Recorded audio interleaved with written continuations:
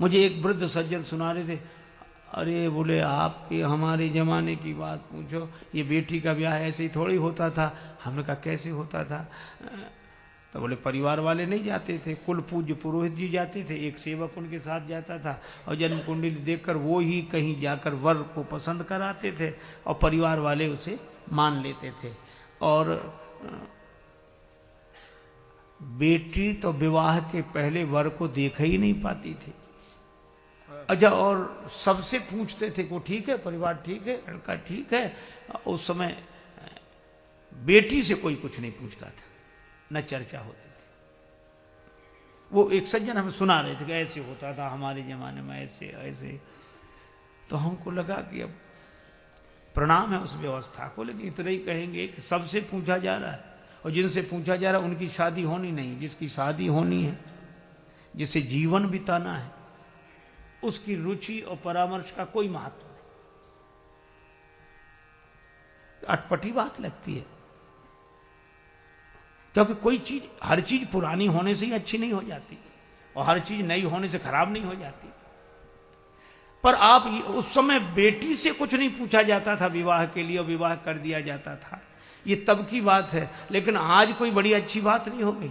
उस समय बेटी से कोई नहीं पूछता था विवाह के लिए, आज बेटी किसी से नहीं पूछती विवाह के लिए। वो परतंत्रता थी, यह स्वच्छंदता है।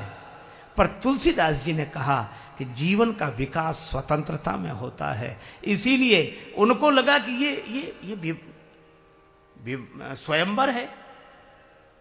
स्वयंवर का अर्थ है जिसमें कन्या स्वयं वर का वरण करे, कन्या स्वयं वर का वरण करे, वह स्वयंवर है। एक धनुष रख दिया, जो वीर तोड़ दे उसी के गले में जयमाल डाल देगी कन्या, ये स्वयंवर है। तुलसीदास जी ने कहा ये धनुष यज्ञ हो सकता है, स्वयंवर नहीं। इसीलिए पुष्प वाटिका प्रसंग के पहले धनुष यज्ञ शब्द ही मिलेगा। धनुष यज्ञ सुन रघुकुल नाथा, हर्ष चले मुनिवर के साथा, आए देखन चाप मख, सुन हर्षी सब नारी, धनुष। लेकिन जब पुष्प वाटिका प्रसंग हुआ, श्री सीता जी ने राम जी को मन ही मन वरण किया और राम जी ने श्री सीता जी को उसके बाद लिखते हैं सीय स्वयंवर देखिए जाइए। अब ये स्वयंवर है। इसका अर्थ क्या? विवाह के पहले वर कन्या मिले नहीं। रामचरितमानस में स्वीकृति दी, तुलसीदास जी ने स्वीकृति दी, मिले। लेकिन का भी ध्यान रखना चाहिए।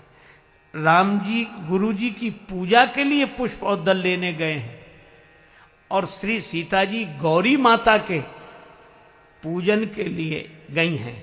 इसका अर्थ है कि वर कन्या विवाह के पहले एक दूसरे को देखें, मिलें, पर वासना के भाव से नहीं, उपासना के भाव से। यह रामचरितमानस का